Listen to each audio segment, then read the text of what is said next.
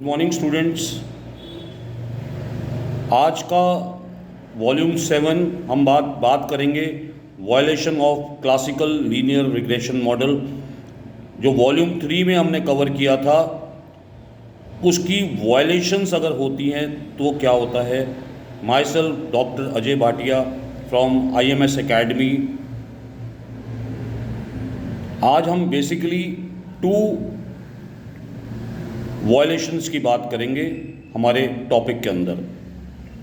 ये 2 वायलेशन क्या हैं, इसके बारे में आज हम डिस्कस करने वाले हैं। स्टूडेंट्स, आप हमारे वॉल्यूम 1 to 6 इकोनोमेट्रिक मॉडल्स को देखिए, जो काफ़ी इम्पॉर्टेंट हैं एग्ज़ामिनेशन पॉइंट ऑफ व्यू से, और मैंने उसको एक सिंपल तरीके से आपको समझाने की कोशिश करी है।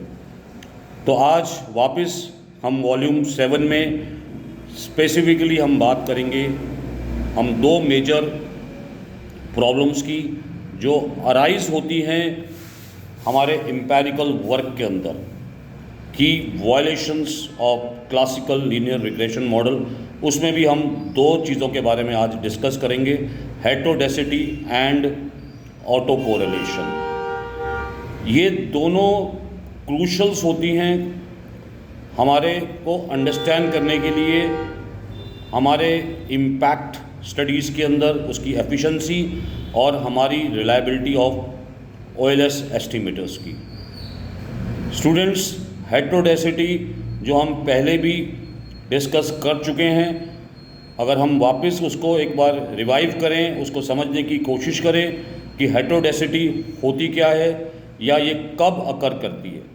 हेटेरोडेसिटी तब अकर करती है जब वेरिएंस एरर टर्म का कांस्टेंट नहीं होता अक्रॉस ऑल द ऑब्जर्वेशन। आपको पता है वेरिएंस कांस्टेंट होना चाहिए, तो अगर वेरिएंस कांस्टेंट नहीं है तो हेटेरोडेसिटी अकर करेगी। Variance UI/XI is not equal to 0। अब ये क्या प्रॉब्लम है, why it is a problem, हम इसको प्रॉब्लम क्यों बोलते हैं? क्योंकि OLS एस्टिमेटर रिमेन अनबायस्ड और ब्लू होना चाहिए। अगर ये ब्लू नहीं है तो वायलेशन हो रहा है। हमारे स्टैंडर्ड एरर जो है वो बायस हो जाते हैं, उससे हमारी जो T टेस्ट है और F टेस्ट है वो इनकरेक्ट हो जाता है। स्टूडेंट्स, इसको कैसे डिटेक्ट किया जाता है, इसके डिटेक्शन मेथड क्या है? अगर हम बात करें इसके डिटेक्शन मेथड्स की कि कैसे हेटेरोडेसिटी डिटेक्ट होती है, पहला रेसिडुअल प्लॉट्स या आप कह सकते हो graphical model. Breusch pattern test, Breusch pattern test exam में पूछा जाता है, और तीसरा वाइट टेस्ट। इन टेस्ट के बारे में हम आने वाली वीडियोस में इसका डिस्कशन करेंगे, जिससे आप इसको समझ सकते हो डिटेल में। बट अभी तक के लिए आप समझिए कि ये हेल्प करता है डिटेक्शंस के लिए। अगर रेमेडीज़ की बात करें तो ये एक standard error HSE white corrected errors को हटाता है। हम इसमें बात करते हैं वेटेड लीस्ट स्क्वायर की, that is called WLS।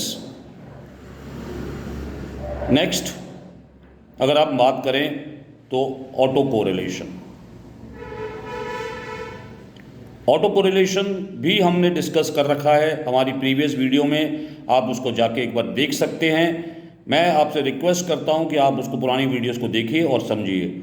Auto correlation कब अकर करता है? जब एरर टर्म्स कोरिलेट हो जाते हैं अक्रॉस द ऑब्जर्वेशन, जो कॉमन होता है टाइम सीरीज बेसिकली डाटा के अंदर। मैथमेटिकली अगर हम बात करें तो covariance UI/UR is not equal to 0 for all values of I is not equal to J। अब बात आती है कि ऑटो कोरिलेशन प्रॉब्लम क्या है। अगेन OLS एस्टिमेटर अनबायस्ड रहता है अगर ऑटो कोरिलेशन होता है।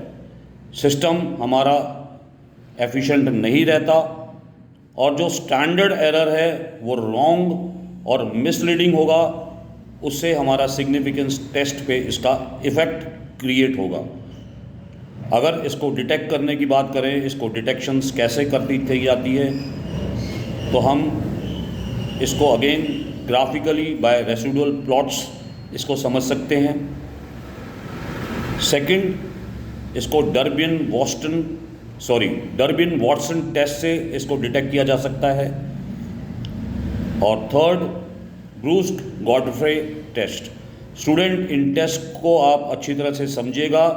हम आने वाली वीडियोस में इसके बारे में और ज़्यादा डिटेल्स हम इसमें लेके आएंगे।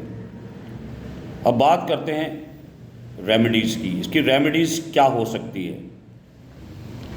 हमको जनरलाइज लीस्ट स्क्वायर मेथड का यूज़ करना चाहिए, जिसको हम GLS मेथड भी कहते हैं, या हमको Newey West standard errors का यूज़ करना चाहिए, जो इसकी रेमेडीज़ हो सकती हैं। थर्ड, हम बात करें, हम इस मॉडल को ट्रांसफॉर्म करते हैं,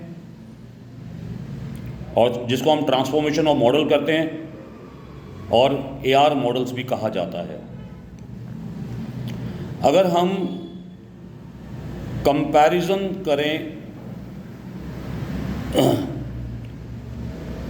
कि ये जो वायलेशन है अजम्पशन की, OLS बायस्ड है, OLS एफिशिएंट है, टेस्ट रेमेडीज़ हैं, तो हम ये कह सकते हैं कि हेटेरोडेसिटी variance UI is not constant, so we use Bruce, Pagan, White, Robust, WSS autocorrelation test का यूज़ करते हैं। कोवेरियंस UI और UR is not equal to 0, then when we can use Durbin, Watson, GLS, New Way West test. So student, I hope आपको इसको समझ में आया होगा। आने वाली वीडियोस में इसके बारे में हम और डिटेल में बात करेंगे। अब वायलेशन ऑफ अजम्पशन जरूरी नहीं है कि OLS को इनवैलिड बता दे, बट इट सिस्टम को इनएफिशिएंट और हमारे हाइपोथेसिस टेस्ट को अनरिलायबल कर देता है। इसीलिए बहुत इंपॉर्टेंट होता है रिकॉग्नाइज करना, उसको करेक्ट करना, और जिससे हमारी वैलिड इकोनोमेट्रिक एनालिसिस हो सके। आने वाली वीडियोस में इसके बारे में हम और ज़्यादा डिटेल में इसको हैंडल करेंगे, और साथ में मल्टीक्लोनरिटी के बारे में भी बात करेंगे, उसकी डिटेक्शंस के बारे में बात करेंगे। आई होप स्टूडेंट्स आपको ये टॉपिक समझ में आया होगा, और इसकी वजह से क्या क्रिएट होता है, कैसे इसको डिटेक्ट किया जाता है, कौन से टेस्ट का यूज़ करते हैं जिससे हम इसको डिटेक्शन दे सकें। स्टूडेंट्स, आपको अगर हमारी वीडियो पसंद आ रही है, ये इकोनोमेट्रिक सीरीज़ का वॉल्यूम 7 है, तो आप हमें लाइक करिए, सब्सक्राइब करिए, कमेंट करिए अगर आपको कोई प्रॉब्लम आ रही है तो। Thank you very much.